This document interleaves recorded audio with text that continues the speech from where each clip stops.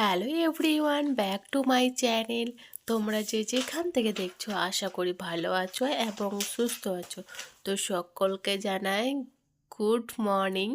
তো সকালবেলা থেকে শুরু করছি রান্নাঘর থেকে ব্লগটা। তো আই হোপ তোমাদের অনেক ভালো লাগবে। চলো ব্লগটা তোমরা কন্টিনিউ করতে থাকো এবং দেখতে থাকো।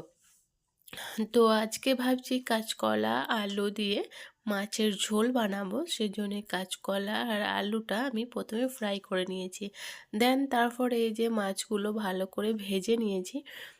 তো যেহেতু একবেলার জন্যে বানাবো, তাই সেজন্য মাছের সংখ্যাটা আর তরকারিটা একটু কমই নিয়েছি, কারণ রাত্রেতেও তো মাছ খেতে ভালো লাগে না, কারণ রাত্রে এক্সট্রা জিনিস ভালো লাগে না খেতে।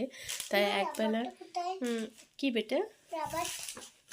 রাবার এখানে আছে তো। আচ্ছা, হ্যাঁ ওখানে রেখে দাও।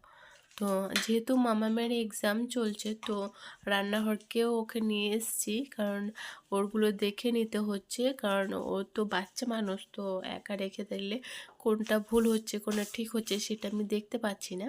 ওই জন্যেই আমি কিন্তু ওকে সঙ্গে করে নিয়ে এসেছি, কারণ ও পাশে বসে হ্যান্ড রাইটিং মানে হোমওয়ার্কগুলো করছে, আর হ্যান্ড রাইটিংগুলো দেখে নিচ্ছি কেমন কি হচ্ছে না হচ্ছে।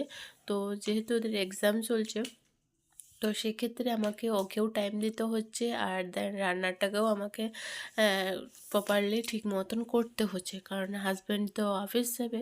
তো সবগুলো নিয়েই ব্যস্তর মধ্যে দিন যাচ্ছে। আর আমার এই ব্লগটা যদি ভালো লাগে please like comment share subscribe করতে ভুলবে না। অতি অবশ্যই চ্যানেলটাকে সাবস্ক্রাইব করে ফেলবে।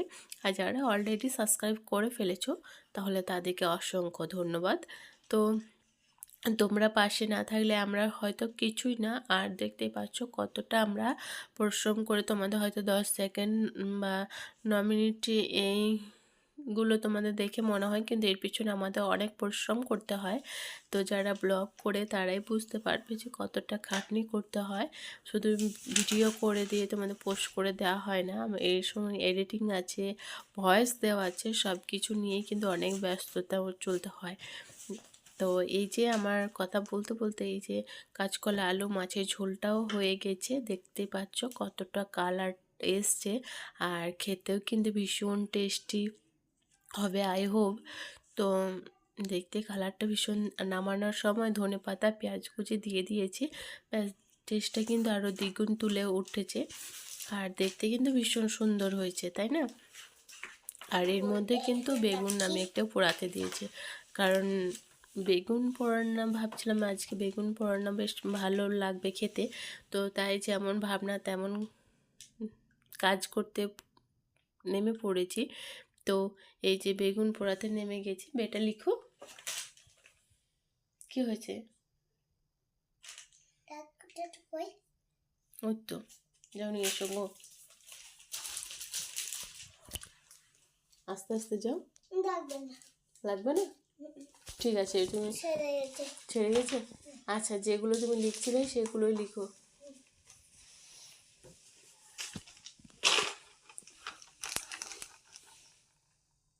এটা এটা কত করেছো? এটা তো 6 হয়ে গেছে, এটা তো 1 হবে। মোছো, রাবারটা তো ওখানে টেবিলের মধ্যে তো রাখা আছে, ওই জায়গার মধ্যে রাখবে, তাহলে রাবারটা বারবার কোথাও ঢুকে যাবে না, হারিয়ে ফেলবে না, তাই না? কোথায়?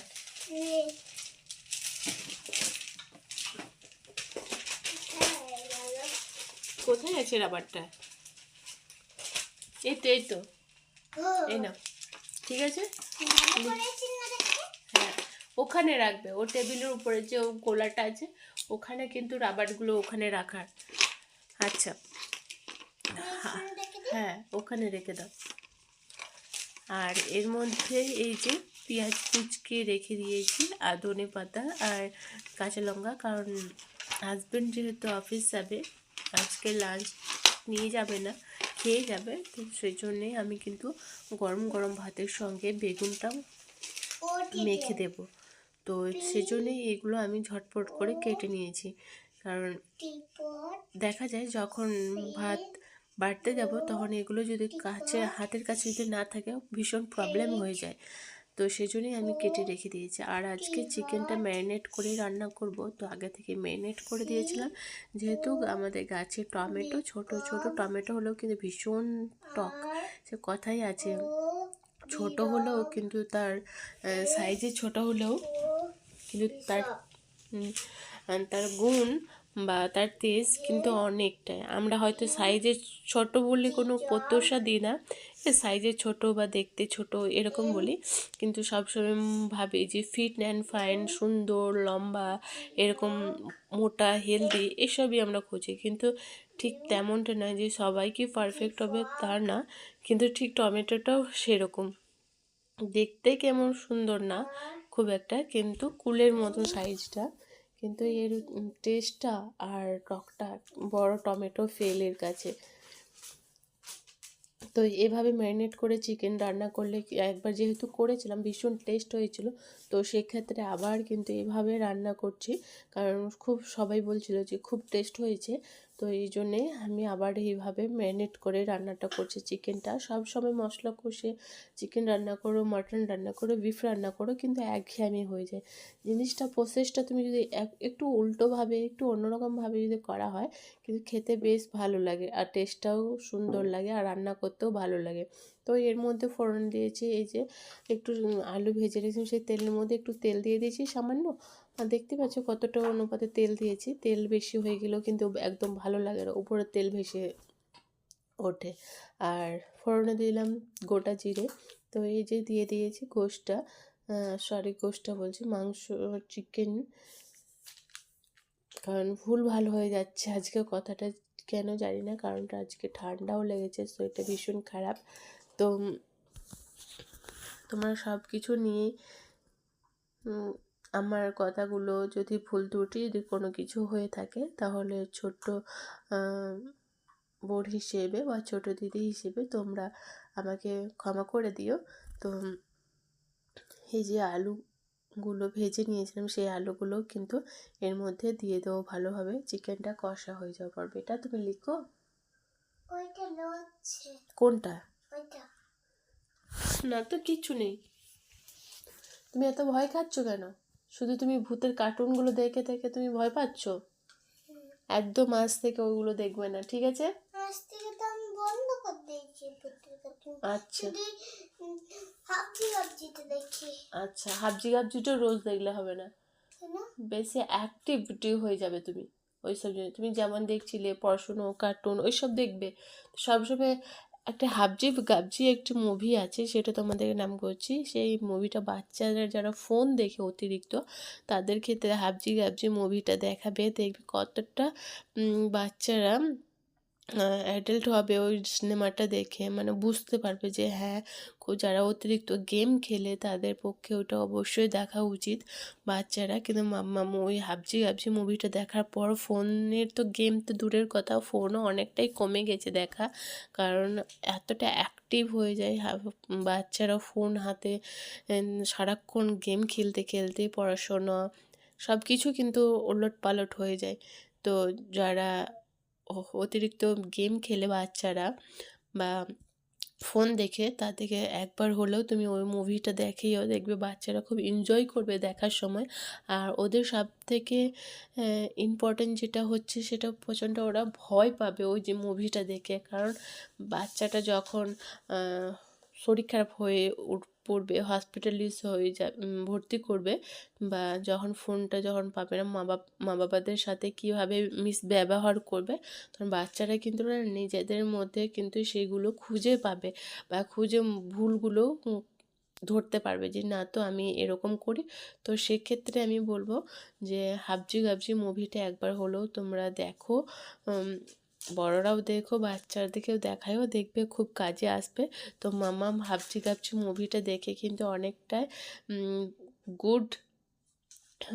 গুড অ্যাক্টিভ পেয়েছে, কারণ ওই মাম্মাম ফোন দেখতো না, কিন্তু দেখতো স্কুল যখন থাকতো না তখন কিন্তু ফোন দেখতো, বাট ওই মুভিটা দেখার পর অনেকটাই কমে গেছে, পড়াশোনার প্রতি ফোকাস পেয়েছে।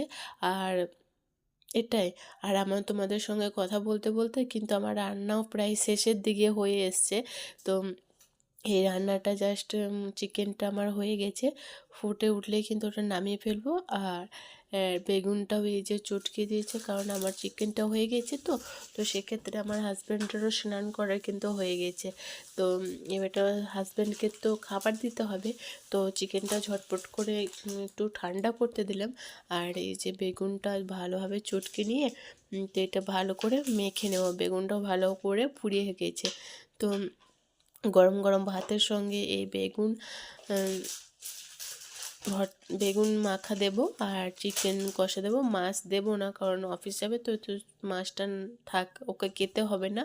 তো মাছ স্কিপ করে গেলাম, ওকে মাছ দেবো। মাছ খুব একটা পছন্দও করে না খেতে। বাড়িতে থাকলে সেক্ষেত্রে মাছ খাবে, ঠিক আছে।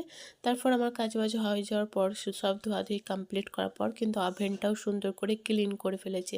দেখো রান্না করার সময় কিন্তু সেক্ষেত্রে তেল মশলা সরিয়ে ছিটকে পড়ে থাকে, দেখতে কতটা বিচ্ছিরি হয়ে থাকে, তাই না?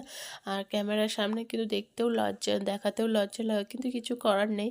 তো সব কিছু তোমাদের সঙ্গে যখন ব্লগে যখন দিই, তখন সেটাও তোমাদেরকে দেখতে হবে। তো যারা হাউসওয়াইফ, যারা রান্না বান্না করে, তারাই বুঝতে পারবে যে রান্না করার সময় কতটা উলটপালট হয়ে থাকে। তারপর যখন সব কিছু ধোয়াধুয়ি পর যখন ক্লিন করে দিও, তখন দেখতে কিন্তু অনেক ফ্রেশ লাগে। আর সেই রান্নাঘরটা বোঝাই যায় না যে এটা রান্নাঘর ছিল। আর এই যে আমার চিকেনের কালারটা দেখো তোমরা, কতটা সুন্দর হয়ে এসছে, আর দেখতে কিন্তু ভীষণ লোভনীয় লাগছে।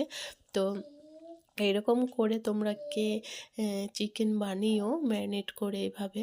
তো তোমরা অবশ্যই কমেন্ট করে জানিও। আর যদি না বানিয়ে থাকো, তাহলে অবশ্যই তোমরা ঝটপট করে বানিয়ে দেখতে পারো। ভীষণ ভালো লাগে, ভীষণ খেতে ইয়াম্মি হয় কিন্তু। তো আমার